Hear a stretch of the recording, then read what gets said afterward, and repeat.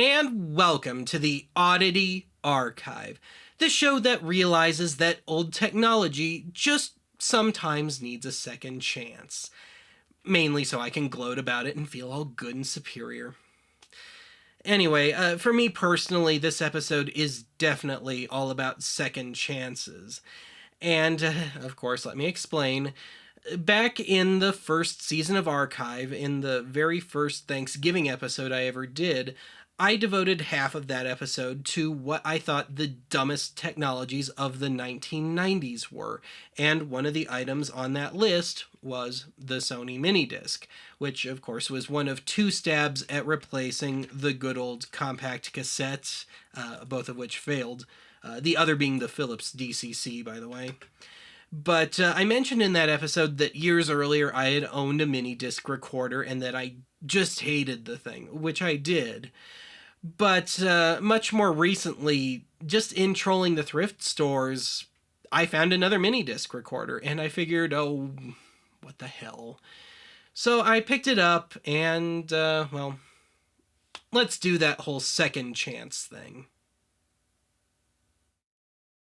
No! No! No! You just made up virtual insanity. I remember seeing the odd TV commercial for the Minidisc as a kid during the mid-90s, but honestly didn't think anything of it. Probably because I hadn't devolved into a music geek yet. I was pretty happy with my cassettes. Anyway, fast forward to my senior year in high school when I was interning at the Denver Center of Performing Arts in their sound department, where I did precisely 3 things during those few months. 1, I handled inventory and maintenance in the audio department's stockroom. 2, I colored a bunch of white guy flesh-colored earpiece microphones with a Sharpie in preparation for a production featuring all black actors. And most time-consumingly, 3, I transferred the chief audio tech's collection of classical LPs to Minidisc. What I loved about the Minidisc was that I could record an entire LP side at a time, then go back and edit in track numbers and edit out dead space. Fast forward to 2006, and I purchased one of the later consumer-grade Minidisc recorders, which was a finicky, oversensitive piece of junk. So much so that I returned it to the store within a couple of days and didn't even bother to try and get another one. In January of 2017, I found an old Minidisc/CD dual deck in a thrift store and decided to give the format one more chance. More on that later.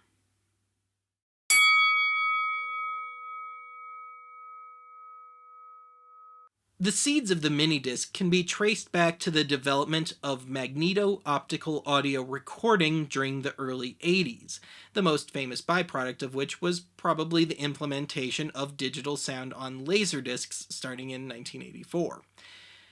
The Minidisc itself was first introduced in the fall of 1992 at almost the exact same time as the Philips digital compact cassette. Both formats were intended to replace the good old compact cassette, and of course neither did. In fact, the DCC was discontinued in 1996. In a nutshell, the Minidisc was basically a smaller and decidedly portable, and of course recordable, variation on the standard compact disc. The disc itself was housed in a casing designed to not only keep users from touching the disc proper, but also to act as a shock absorber. And I think anyone that's ever touched an 80s or 90s vintage Discman knows exactly why this was a thing. Anyway, the original, especially blank, Minidiscs recorded in the A-track or Adaptive Transform Acoustic Coding compression format. Data-wise, it was roughly a 5-to-1 ratio from a standard CD. Anyway, over the span of the Minidisc's lifetime, Sony continually tinkered with the A-track compression scheme, allowing for mono as well as more heavily compressed recordings, allowing for longer potential record times, and of course ever devolving sound quality. Conversely, Sony refined 8-track to the point where by the early 2000s, in standard top quality mode, a near perfect duplicate of, for example, a CD, could be achieved by reintroducing lost tones in a recording via random noise filling in the holes. In 2004, Sony introduced Hi-MD, which finally allowed for uncompressed, specifically PCM files, of up to that of a standard audio CD. The only catch was those files are incompatible with non-Hi-MD players. Conversely, Hi-MD is not backwards compatible with the original early 90s 8-track compression.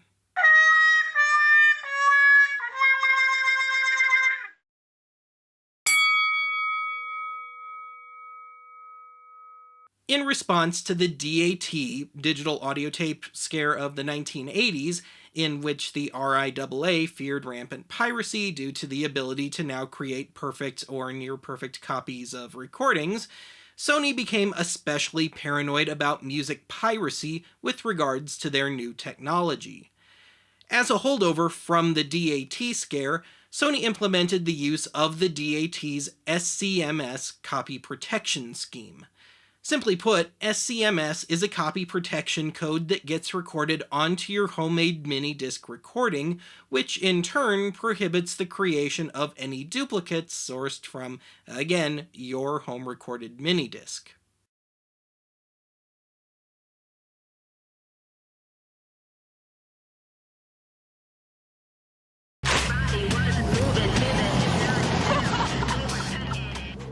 On a more absurd note, the introduction of the NetMD variation of Minidisc in 2001 allowed users to transfer audio files to and from their computer via USB. Well, so long as you don't do it more than 3 times, then that file gets deleted, even if you own the rights to that recording. Oh yeah, and you had to use Sony's proprietary software, which was notoriously buggy and incompatible with Mac and Linux machines, and had its support discontinued a few years later while mini-discs were still sort of a thing.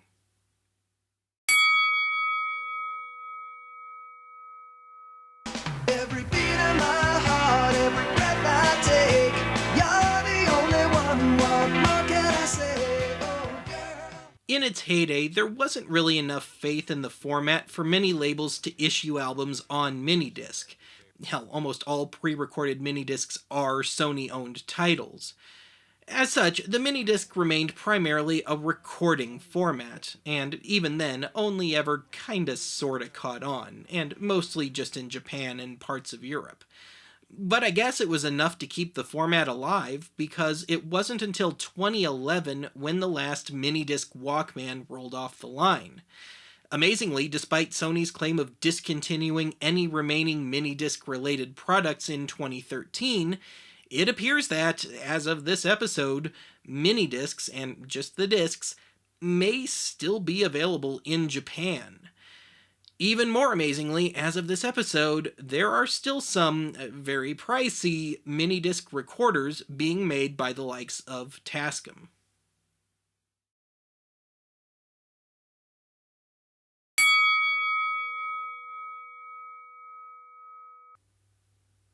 Alright, here's the mini disc recorder that I mentioned that I picked up at the thrift store. I paid $20 for it, and this is a Sony MXD D40, and it dates to October of 2002, so we're just ahead of the Hi-MD offshoot. And let me quick turn this thing around.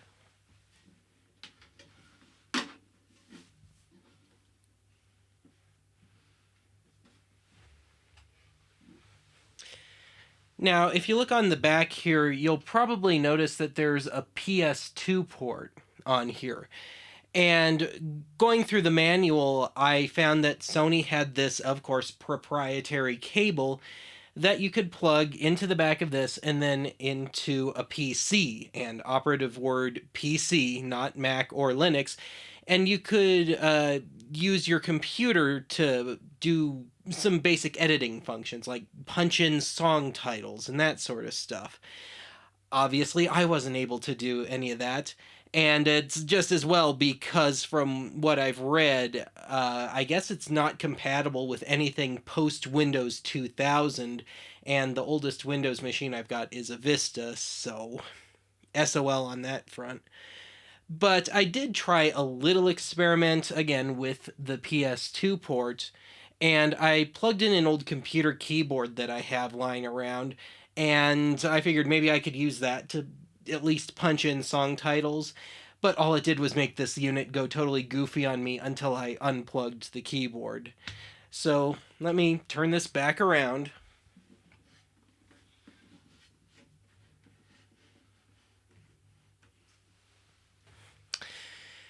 And I've only got 3 mini discs in my collection, and 2 of which are actually the pair of blanks that I bought when I bought my first mini disc recorder back in 2006, which I couldn't return to the store because, I'd kind of opened them.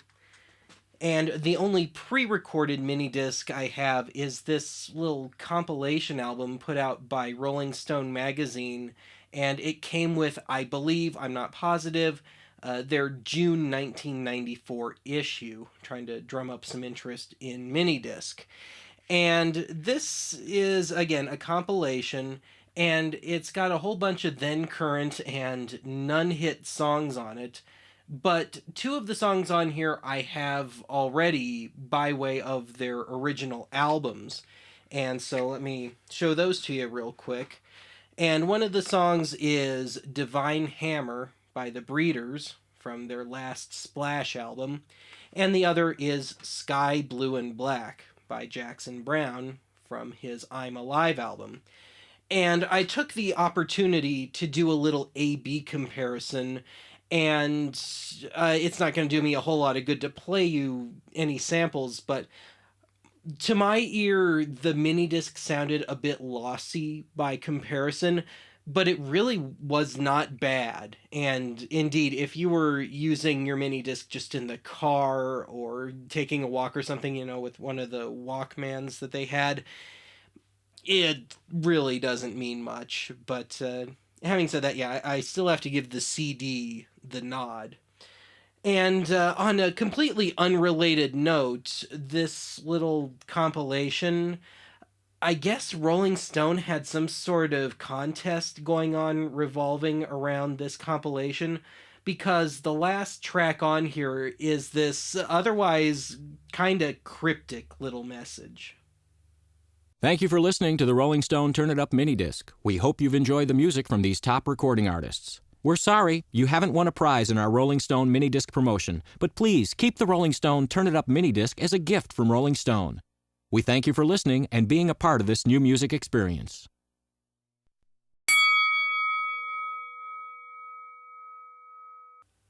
Back in the 2000s, during my musician days, I remember periodically catching artists trying to record their own sets with a mini disc Walkman with a record function and a stereo mic.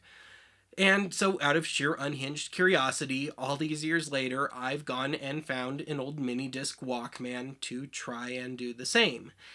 Unfortunately, dumbass that I am, I managed to pick out a model that, despite having a line-in jack, doesn't have the proper microphone jack.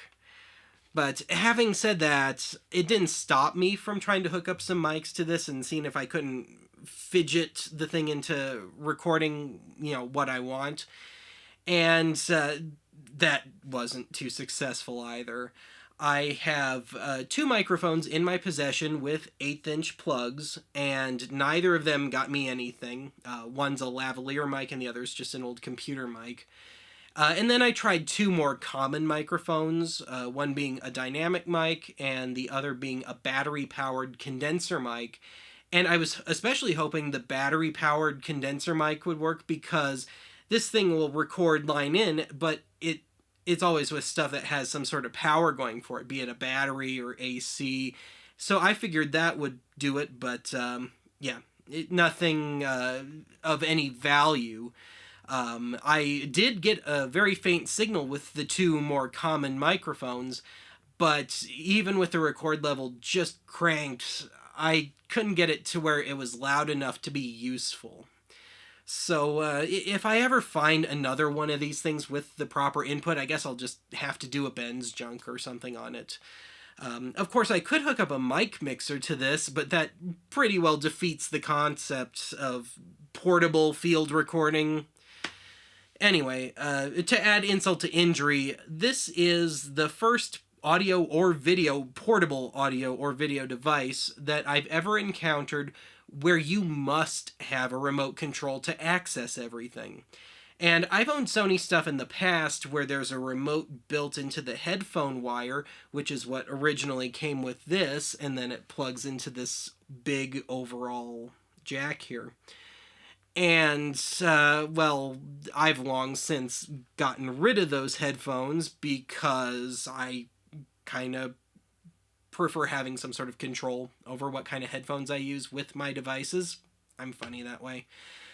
But anyway, this is my own very long-winded way of saying that this unit has a built-in TV, AM, FM, weather band tuner in it that I can't even access. I don't know what it is about Sony, but I just hate their tendencies towards proprietary and, of course, by extension, very inflexible everything. And then on top of that, yes, this is one of those NetMD units that I touched on in the history lesson. And I could hook this thing up to a computer all day long, but it's not going to mean much without Sony software, which, once again, doesn't seem to support anything post-Windows 2000. And of course, the only reason I'd ever fight with that junk would be just to share it with you, otherwise it's completely useless. But on the plus side, just as a straight-up portable player and for the recordings with the line in, coming from a CD player or something, I have no complaints. It works perfectly fine.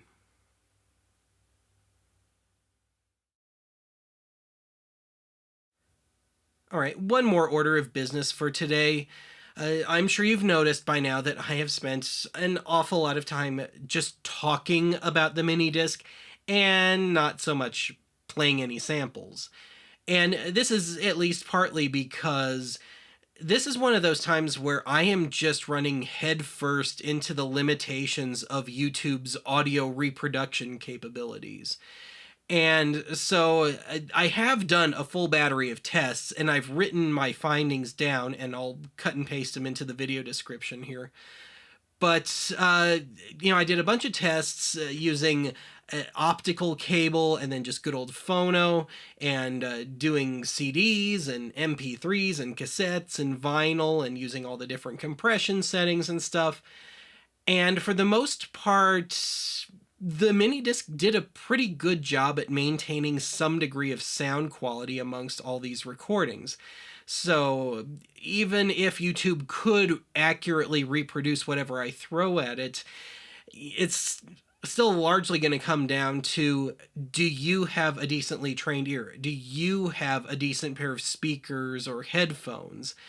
And then to add insult to injury, some of the stuff I used for testing out of necessity was major label stuff. And so now I'm up against the Content ID system too. But what I have done here is I've taken that big battery of tests that I did, and I've whittled it down to just the absolute best and the absolute worst of what I could get. And some of this is still major label stuff, so I'm going to have to, by necessity, keep the clips pretty brief. But it was the best I could do. So anyway, let's take a listen to the best and the worst of the Minidisc.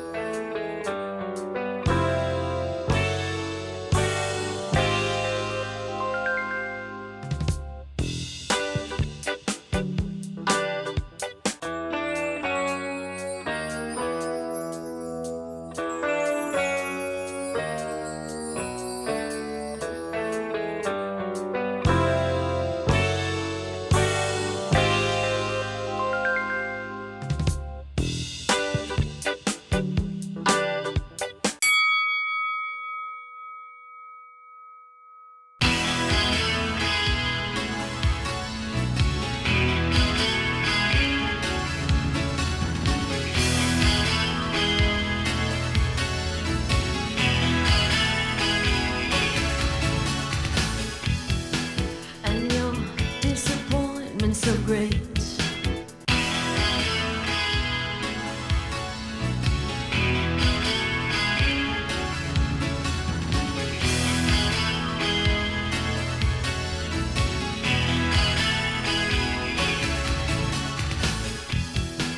And your disappointment so great.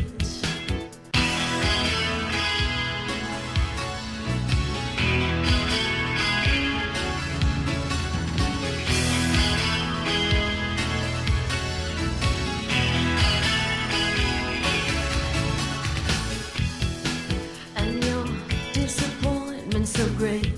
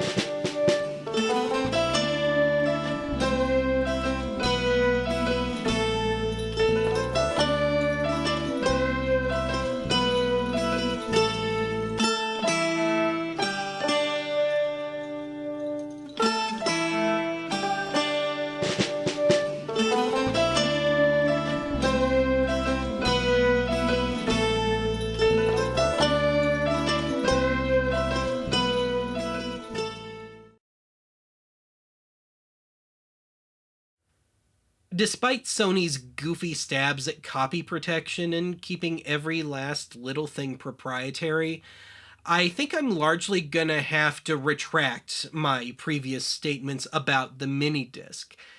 Once again, I'm actually very pleasantly surprised by the sonic capabilities of this format.